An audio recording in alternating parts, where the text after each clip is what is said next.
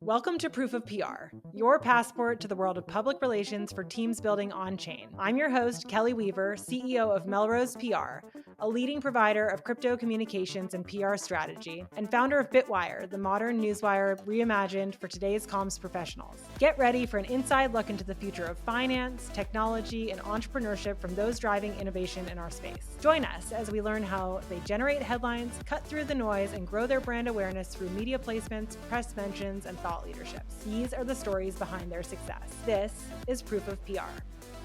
Hello and welcome. I'm Nikki Brown, Chief Strategy Officer at Melrose PR. I'm guest hosting today's episode with our special guests here, our very own VPs, Alex Gil and Eunice Hwangbo. Welcome. Thank you, Nikki. Excited to be here. Yeah, so excited to spend this time with both of you in a little bit different fashion here. We'd love to kind of kick things off by hearing from both of you, to paint a little bit of a picture of your past experience in PR and communications so that we understand more about, what led you to your current roles at Melrose and that past experience, how that informs, how you handle communications across team management and client comms.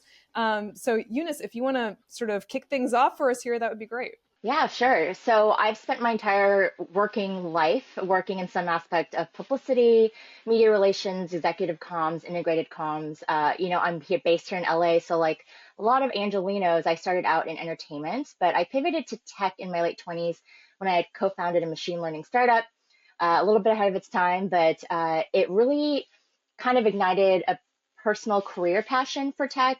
Growing up, my dad was an engineer, so I always loved tech, learning about how we're utilizing it to make the world a better place. But the direct exposure to Silicon Valley and, of course, the Silicon Beach really ignited that idea that this could be something I do as a job. Like most startups, we eventually folded, but I still kind of remained in the space working with smaller startups to build out their comms practices, create and execute go-to-market strategies, product launches, things of that nature. And it was actually my time in Silicon Valley that I learned about blockchain technology for the first time. This was like over a decade ago. And hearing about the incredible use cases for it around sustainability, verifying supply chains to prevent greenwashing, providing full transparency on the humane agricultural practices. So you know where your food's coming from, it's coming to you. If it's meat, that they were treated well in their life, or if it's produce, knowing that they weren't using pesticides, or what sort of chemicals that they were using in that process. So at the time, it sounded more like a pipe dream than reality. But I think with the explosion of NFTs in the 2020s, it kind of made the idea around blockchain and using that in real life more of a reality. So I joined Waxman, and I helped grow their LA office and build out their entertainment and culture practice. That's where I was fully able to dive into crypto as more than, just kind of a degen activity, but one that really had real world implications around access to capital, how that accelerates growth and opportunity. And, we're seeing that now with just the incredible growth of crypto and how that's really flooding capital markets in growing economies. And so that kind of made it more of a reality for me. And now here I am at Melrose working with this incredible team to continue, I think, bringing a really human and relatable face to crypto through the work that we do with our clients. Amazing. Love to hear that journey that brought you here. Alex, what about yourself? Yeah, so I've been working in tech PR and comms for almost 12 years, almost all of that on the agency side. So some people may call me crazy for that. But yeah, I've worked in almost every vertical of tech from, B2B to B2C, enterprise SaaS, food tech, AI, IoT, climate tech, like pretty much you name it, I've done it. But I've always gravitated towards emerging tech and, really working with brands on the cusp of what's next.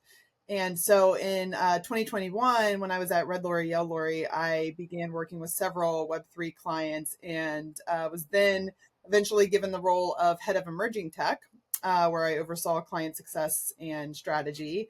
And so last year when I met with the Melrose team and considered the move to just Web3 PR, I was really excited about the opportunity to dive further into that space. And, the ethos and the passion behind Web3 it's really inspiring.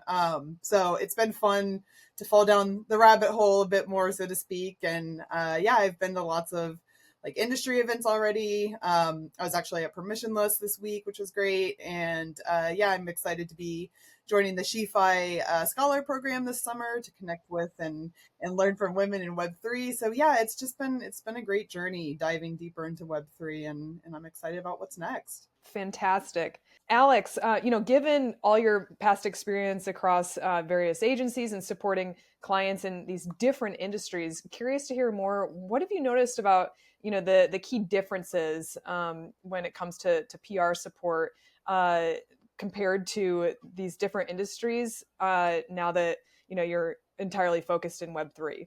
Yeah, I mean, that's a great question. I think, one of the biggest differences I've noticed with PR and crypto compared to other tech industries is really just the speed and volatility of the news cycle. So, in crypto, things can change by the hour, the minute, not just in terms of market prices, but also, like regulations and hacks and protocol updates and I mean, just the general like sentiment. And so, I think that really creates a lot of both risk and opportunity when it comes to messaging and to media relations. And so, I mean, I think you just really have to be exceptionally proactive, but also nimble enough to really pivot the messaging quickly if needed, and really just to maximize impact in this very, very crowded, very fast moving news cycle. And I think another key difference is really like kind of the role of community, which is interesting because obviously that exists in other areas of tech. And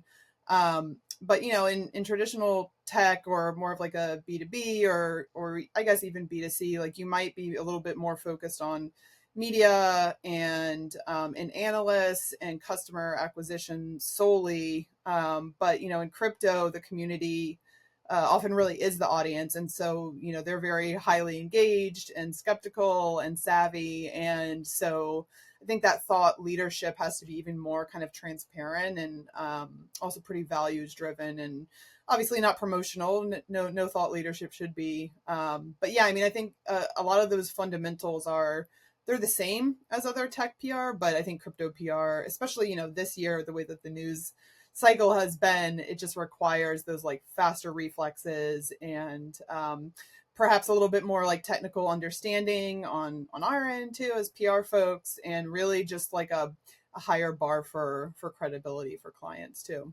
That's definitely interesting to hear, especially for myself, having all my experience in PR has been in the crypto space. So it's kind of nice validation to hear, yes, this is a particularly speedy, fast-paced vertical to focus on. You can do it here, you can do it anywhere, I would say. Love that. Eunice, and for you have also, been in crypto PR for quite some time. So curious to hear, what you've noticed about these various eras of the crypto media landscape, going from DeFi to NFTs to the rise of RWAs, based on these different cycles that you've been through, what does that reveal to you about this kind of moment we're in today and the focus that is kind of most present for crypto media right now? Yeah, Alex touched on this a bit, but I think right now the focus is on institutional infrastructure, and that they're really king of the castle at the moment. One of the big things that I think is a change is interoperability with L1s that aren't competing anymore, but learning to play together and figuring out how they can integrate with one another to create more utility for users. And along with that real utility, I think even though speculation is still pretty rampant with meme coins, when it comes to legitimate projects, they require actual use cases and revenue models in order to be taken seriously. I think we're starting to weed out the projects that are really just in it for the hype and not for actual use cases. Another one is a big one. I think this year it's really blown up is AI and crypto. AI is starting to realize the power of decentralized compute networks and the power of verifiable data ownership and what that means for a model that currently is so centralized within big tech, where data is stored and not attributed correctly. And with crypto, I think AI is seeing that there's ways to be a lot more transparent with how data is being collected and used. Another one, again, Alex talked about this, is regulations. Huge. There are more clear frameworks that are starting to emerge around the globe with government policy. And along with that is the kind of evolution of TradFi moving into DeFi with major banks, state-run treasuries that are building on-chain infrastructure, or at least moving towards recognizing on-chain friendly assets. So, I see a narrative shift that's happened this year, or I guess in the past 9 months, from aspirational to IRL. It's no longer revolutionary to just be on chain or at least playing in the sandbox. We're seeing a lot of clients that are trying to figure out how to play nice with both sides. And I think that's been a fun challenge this year as PR professionals. And so, we're learning alongside them how to evolve our messaging so we can bridge both worlds of crypto natives while still being accessible to, TradFi stakeholders. Amazing. Yeah, no, I think that it's kind of a cool moment to sort of be in this place where crypto really has grown up, and we can kind of get beyond that. When is crypto going to be more mature and just yeah, no, this space is more institutional now, and it sort of has opened up a lot more doors when it comes to opportunities in media for us as well.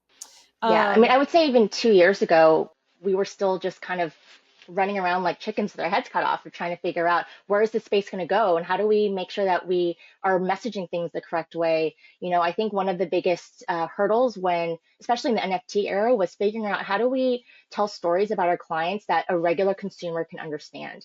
There's so much jargon that we're unable to really get across. So how do we shift the words that we use and the way that we position products and real world assets? And I think now the consumer has starting to catch up, and we are able to use some of the jargon that we use in this space, and they are able to understand it at times. So I think that really kind of just shows the evolution and the growing up, as you said, of the space. 100%. And speaking of, there's kind of these dual paths of education. We have the, the customer and sort of the general public being educated. But as we know, as, PR professionals, there's a lot of education that needs to happen of our clients when it comes to understanding the value of PR. So I'm curious to hear from both of you. And Alex, maybe we can start with you on, what are some of the biggest misunderstandings that clients come to us with that we need to spend, a lot of time on education? Yeah, this is a great topic. I think, one that comes up a lot really is the concept that PR is like a water fountain that can just be kind of turned on and off. And, building brand awareness and visibility and trust, it takes time. Like it can't happen overnight, as much as we wish it could, right? Like we would love for that to be the reality, but it's just not. Effective PR really truly is a long game, and it requires a lot of repetition, a lot of consistency in the form of, like media outreach and relationship building with media on behalf of a brand, that kind of education. And then, of course, the media coverage is a part of that too. But I think a lot of people think PR equals press release, which is another pet peeve of mine. But PR isn't just a news announcement. Like it's so much more multifaceted than that. And it requires a lot of, really strategic shifts as the brand evolves over time, which, to the point that Eunice was making previously, like that brand evolution for folks that have been in the space a couple years, it really has changed over that time frame, and it will continue to change as we see more kind of mainstream adoption and acceptance of crypto. And so, I think when looking for help with PR, it's important for projects to really kind of keep this in mind and really try to find a partner that will just be that, right? Just like a strategic ally that will help you support your brand over time in both those high and the low moments, because those are inevitable. But to that point, I would also say like PR can't live in a silo, right? Like it's most impactful when we're working hand in hand with a marketing team to really understand, what are their top of funnel needs, and chatting really regularly with product folks and BD teams, and really like more deeply understanding the technology and the target audiences that they care about, and how to communicate to them effectively. And that's how we're going to be able to be a more successful partner for them over time. 100%. Yeah. I mean, that's what makes what we do kind of the most fun and rewarding, right? When we can have that partnership level of relationship where it's a true collaboration, and we're gaining insights into our clients' goals and the directions they want to go, and they trust us with the recommendations that we give on the PR side to support that. Amazing. And Eunice, does anything else come to mind for you in terms of client misunderstandings? Yeah, and this is kind of parallel to what Alex was saying, but unfortunately for our clients or anyone kind of who's looking for PR, I think one misunderstanding is that every update is newsworthy. And unfortunately, the spoiler alert is that they're not. And we see this in tech a lot because a lot of companies are founded by technical founders or started out in engineering where, they are so used to shipping new code and suddenly they see immediate results because new code means that there's an upgrade, there's an update, and it's immediately reflected in the product. And so they want to apply that logic to PR, and it just doesn't work. Like Alex said, it's not a faucet you can just turn on and off. Um, and I think the problem is when they think everything is newsworthy, reporters get fatigued. They start hearing us cry wolf because we say we have a big story for you and it's a product update. And for a reporter, it's like, does this matter to our audience? Probably not. And so, reporters don't care how sexy your code is or what's changed technically with your product. They want to know how this is going to affect their readers positively or negatively. And so one thing that I like to share is that there can be strategy in not sharing updates. Sometimes the silence can mean that it'll whet reporters' appetites to hear from you about updates. And what we can do, which can be effective, is package a bunch of small stories together into a larger story. That ends up being a little more impactful. And, one thing that is important as PR professionals to share with clients is that it's not always, the couple tier 2, tier 3 stories every couple days that's effective. It could be the one major story a quarter that has the most impact for your business and helping you achieve your business goals. Definitely. I feel like that's a big one that we end up touching on frequently. And that difference between the community as an audience and, really media as the first audience with kind of, the target audience behind that, as the reader or the viewer of, a broadcast channel. All good stuff there. We could probably go on this topic, but Eunice, would love to hear from you on when there is news or maybe it's an update, just the role of a press release and wire distribution, especially for our unique industry in crypto. Yeah, that's a great question. I think press releases are such an important tool that's just kind of always been historically an important thing for PR professionals to use to help get information out about their brands. I would say that increasingly, I don't think a press release is necessary for every update that a brand wants or a project wants to get out. I think the value with press releases and putting on wire is for the big stories, the major partnerships, the major launches, go-to-market plans, things like that. And the reason for that is that it does create SEO. It creates a permanent online record of your narrative and your story. As we know, we can pitch reporters exactly how we want to, but it's up to them how they actually choose to report the news. So with a press release, once that's out publicly, we're able to at least, as we say, put a stake in the ground and say, this is our story and our narrative, and we're sticking to it. That also provides transparency because it is then becomes a single source of truth. It helps mitigate any miscommunications that may happen for your community members, the media, et cetera. So, as I mentioned, this is a historical tool that we use. It's a really foundational tool for sharing news, industry news to the consumer. But it can't, at the end of the day, replace pitching relationships that we build with journalists, and also community first announcements. I think with the rise of the internet, I say that as if the internet is a news thing, but the role of owned and operated channels when it comes to sharing news is really important these days.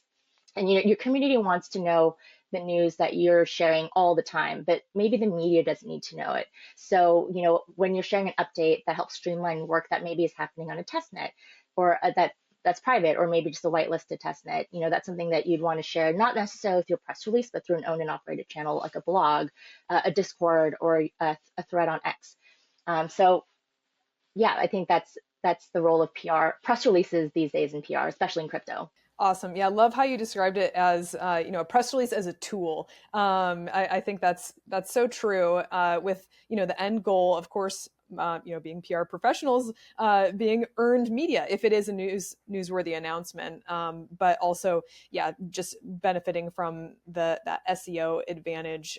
That's always valid as well, even if it is a community announcement that might not sort of exceed that newsworthiness threshold that we need to pitch. Amazing. And let's see, I think just before we pivot to thought leadership, just to expand a little bit more on the announcement side of things, I'm going to stick with you, Eunice, and see if you want to talk through maybe a client example of an announcement and just, what the news was, how the strategy was landed on, and what the results were. Yeah. We had I guess I have a lot to choose from since we have so many great clients at Melrose. But I think one that was pretty impactful was we have a client, Aztec Network, and they were launching a public testnet after 8 years of development. This is a milestone moment for them. Community was eager for this. But as we know, testnet announcements these days are notoriously difficult to get coverage for because they are, at the end of the day, a technical story. It's not really impacting users in the immediate future. So we kind of approached this. We weren't sure how we were going to, position this testnet. But our first thought was, let's go with an exclusive with one of our tier one targets, the blockchains, Decrypts, Cointelegraphs of the world. And we were banking on, Aztec's reputation and the significance of privacy infrastructure, because that's still something that is in its infancy stages at the moment. But we weren't able to land an exclusive. Unfortunately, we had a couple of our tier ones who were interested, but none of them confirmed. And so we ended up pivoting our strategy to an embargo. So rather than diluting our announcement by going out wide in a spray and pray model, we did a very targeted approach, moving from an exclusive scoop to kind of a coordinated moment with outlets that we thought would be impactful. So we were able to pre-brief a couple journalists. And in this kind of wider embargoed approach, we were able to secure interest from CoinDesk, and they were able to write a story for us. And with that, when the story went live on the day of testnet launch, we also did a very big day of push. We see a lot of movement and impactful coverage that happens out of day of, and including CoinDesk having a story. I think the day of reporters, we were able to kind of emphasize this "it's happening now" angle. This maybe more of a FOMO story of, hey, CoinDesk wrote about this. Don't you want to write about this too? And we were able to get a lot of coverage. On top of that, we were able to get the block, a story with the Defiant, also with Blockworks, which was, funny enough, one of our exclusive targets that never confirmed an exclusive story, but they still covered us, which we thought was great.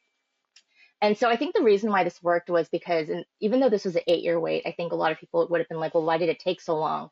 But we kind of positioned it more, less of a, hey, here's a test net, to more of a, the wait is finally over. Our community has been patient, and like they're finally getting this product that they've been waiting for. And we also really placed a lot of significance in the projects that Aztec had been putting out in the meantime that were working towards this ultimate goal of a testnet, and then eventually, of course, to mainnet. And we were able to really capitalize on the current narratives that were starting to grow in the space around privacy, around regulatory concerns around privacy. And we positioned Aztec as kind of this answer to centralized privacy data, which I think now we're seeing a lot of concerns about surveillance using this data leaks. We just saw the 16 billion pieces of data that were leaked in the news last week. And I think with the community being so engaged and excited about this, it created a lot of social media buzz and got journalists excited and wanting to write about this article. So I think the great thing about this was, again, because testnets are so notoriously hard to get coverage for, we were really surprised at the coverage we received. And I think it's because we were able to really capitalize on a moment happening in the news, along with the way we were able to position Aztec's 8-year wait as just like this final moment of like excitement, and reporters were able to pick up on that, and we were able to get this article, get pretty impactful, I think, outreach and coverage at the end of the day. And clients were extremely happy, which makes us happy, and I think that's a success.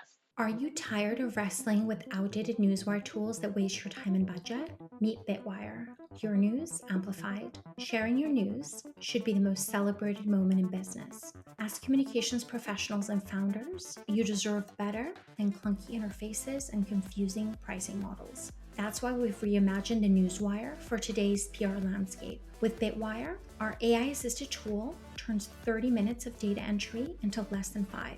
Giving you back your most valuable resource, time. We've eliminated confusing pricing structures. Pay only for what you need when you need it, with progressive discounts when you buy in bulk.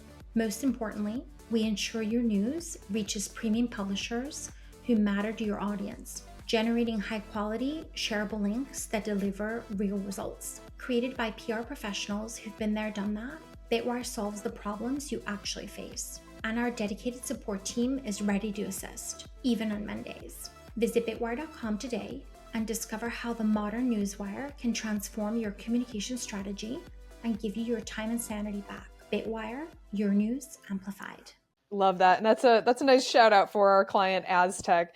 And of course, Eunice, great work with leading the charge alongside your team on that. And yeah, I always love those examples of, we kind of know the general rule around test nets is that it can be difficult to land coverage. And this was an example of really exceeding expectations with the results. And it's cool to kind of unpack, why was that, and tapping into this moment around rise of AI and interest in privacy and what Aztec offers.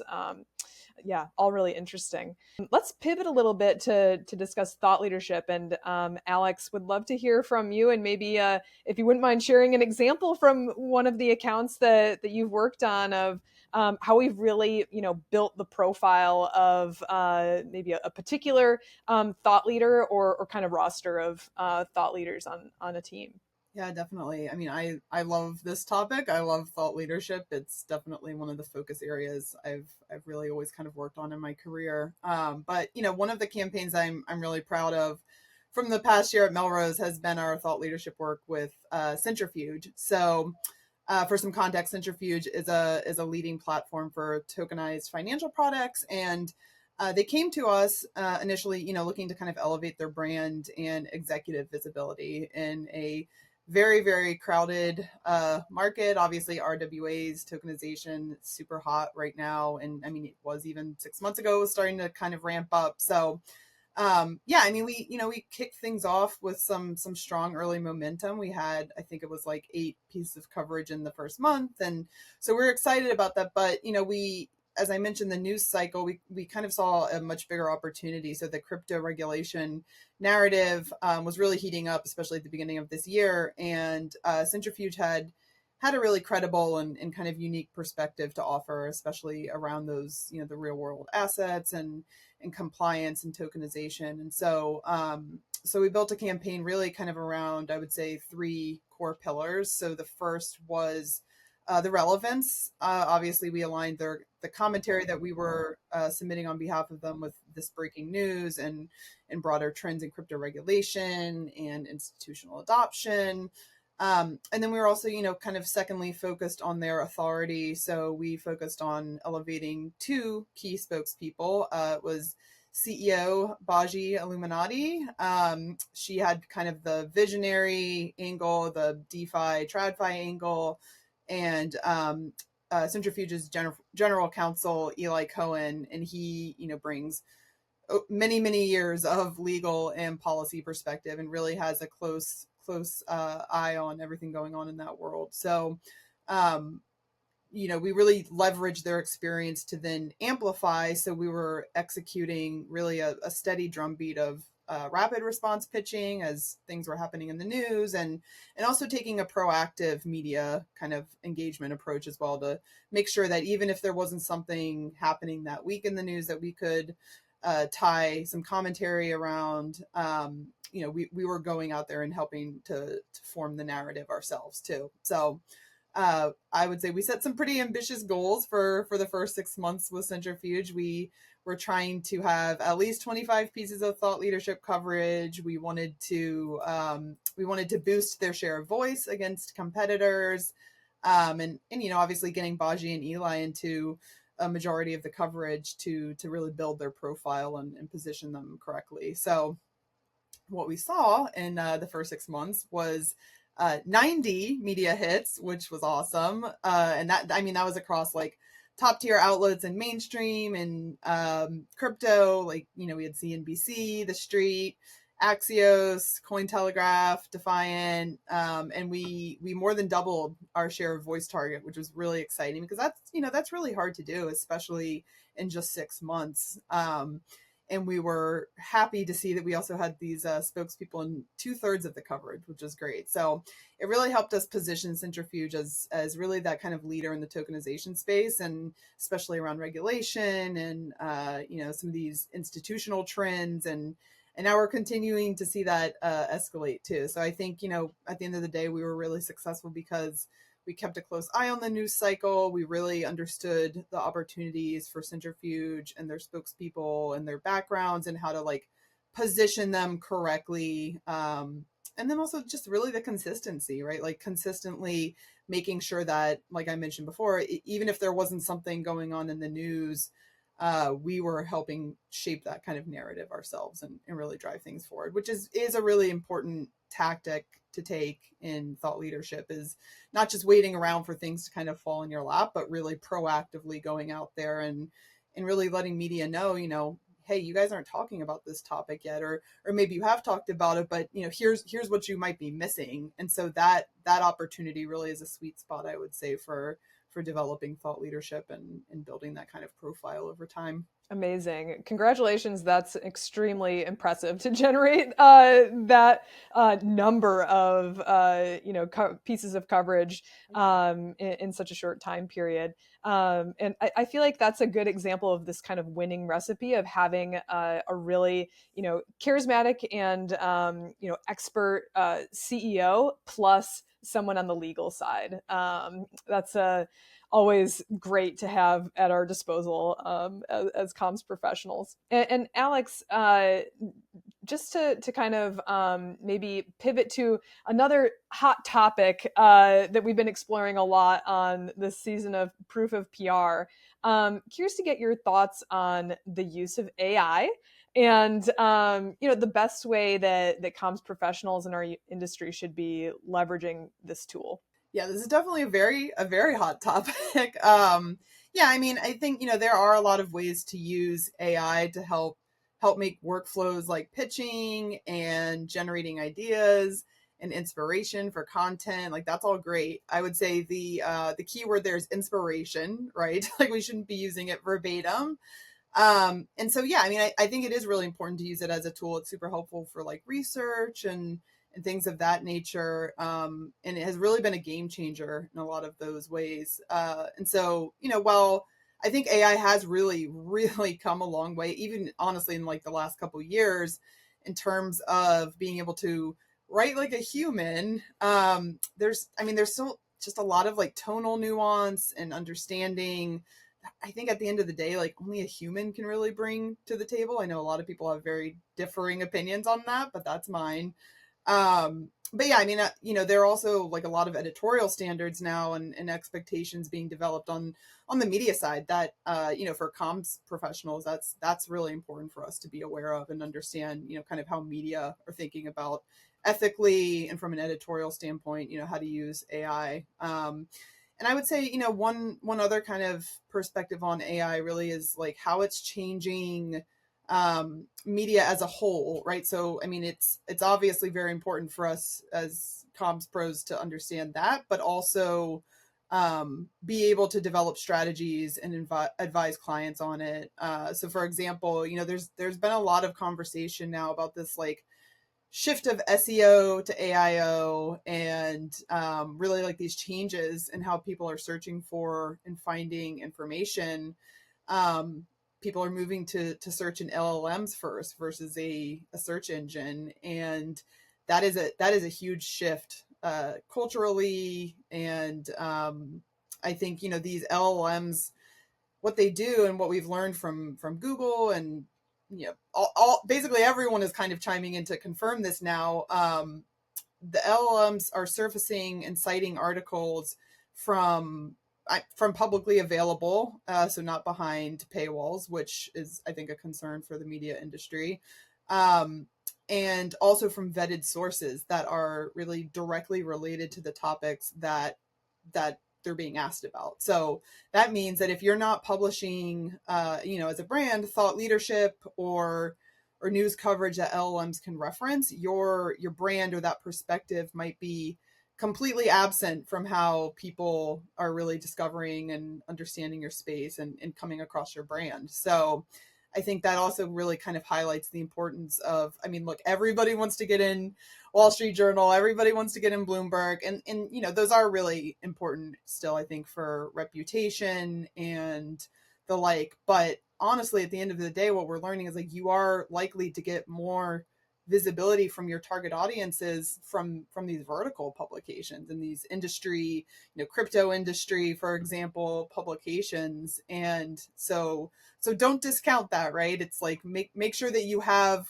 kind of coverage across the board and you're working with, I would say, a PR team that really understands, kind of how media is shifting and can advise you on that too. That's such an interesting insight about how AI is really changing the landscape. And I'll be curious to watch how this kind of transforms the position of these trade types of outlets. The top tier crypto outlets that are near and dear to our hearts. I imagine they could even have a bigger influence moving forward because of this development. So that's pretty cool. Eunice, Alex, this conversation has covered so many different topics already. This has been so much fun for us to kind of unpack and discuss these subjects that we're, spending a majority of our days focused on. Is there anything that we didn't cover that came to mind over the course of the conversation, or anything that you'd just like to leave our listeners with? Yeah, I mean, I think there are a lot of things that we didn't cover because there's so much to talk about. But I think just in terms of, being in this space and as the people who are building the narrative around the space as it's maturing, I think two things. One is we need to stay technically curious. I know we're comms professionals, so we don't know how everything works on the back end, but we should try our best to always at least have an understanding of how things work, especially if it affects our clients.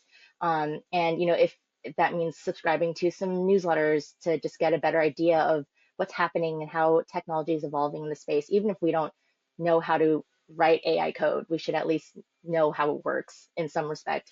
And also in that vein, I think we need to remember that we're not just promoting products and helping build brand reputation here, but we really are helping shape the future of financial infrastructure working in blockchain and crypto. And so I think that's a really big, I wouldn't call it a weight, but it's a big thing to keep in mind. And for us to know that this is a responsibility and it should help guide our work, and we shouldn't just be thinking about how to get the next great hit, but be really intentional in the type of language that we're using in positioning our clients and positioning the work that they're doing. Because blockchain space it's still evolving. I think it's maybe in its early teen stages right now. We have a lot of space, and a lot of the work that we're doing is going to really impact the space for the next couple decades. So I think that's a big responsibility and something that we should always be aware of in the work that we do.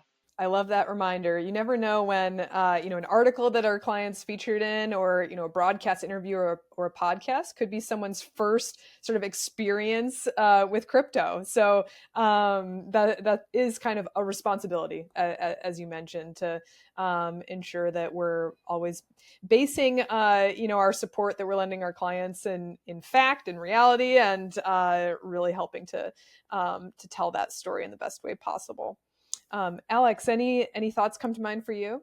Yeah, I mean, I totally agree with everything Eunice said. And I mean, there's, the constant kind of news cycle and the crazy up and downs can be overwhelming at times. They can be energizing at times. But I think we all have to kind of keep in mind that there's really never been a better time to be working in crypto PR and in this industry. I mean, there's just so much momentum and excitement going on right now. And yeah, like Eunice was saying, I mean, really understanding that your role and that momentum as comms folks, like that should not be understated. Like we are really helping shape the narratives and the conversations that will really kind of change this industry forever. So that's super powerful. And I would also add, I think a lot of the times people are still kind of focused on just the editorial media. That's kind of traditionally where a lot of the interest has been, and where people are getting information. But, obviously in 2025, that is really, really changing. It's not to say that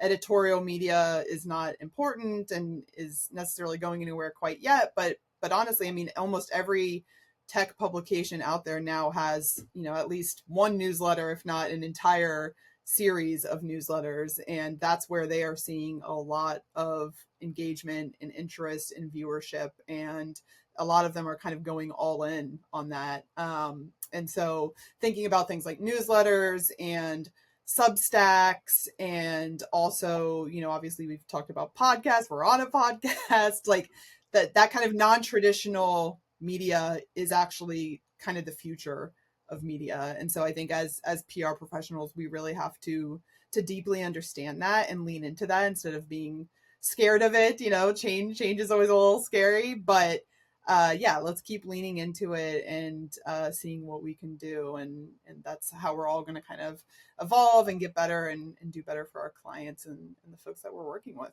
Amazing note to end on, Alex. It's exciting to think about the change that's ahead of us. And of course, we work in a sort of cutting edge industry when it comes to the introduction of new technology. And so accepting that this technology is likely to impact our industry in various ways too. And, we talked about AI, and of course, blockchain itself is already sort of having a hand in shaping media and how we're ingesting news and just communicating as human beings. So this has been such a joy to spend this time with you both. Thank you both. And please continue to stay with us and look out for the newest episodes. Awesome. Thank you, Nikki. Thanks, Nikki. Thanks for tuning in to Proof of PR. This episode was brought to you by BITWIRE.com, the modern newswire reimagined for today's comms professionals. If you enjoyed this episode, be sure to subscribe, rate, and review us wherever you listen today. To stay up to date on upcoming guests and news, visit proofofpr.com or follow us on Twitter at proofofpr. Until next time, keep learning, innovating, and hodling.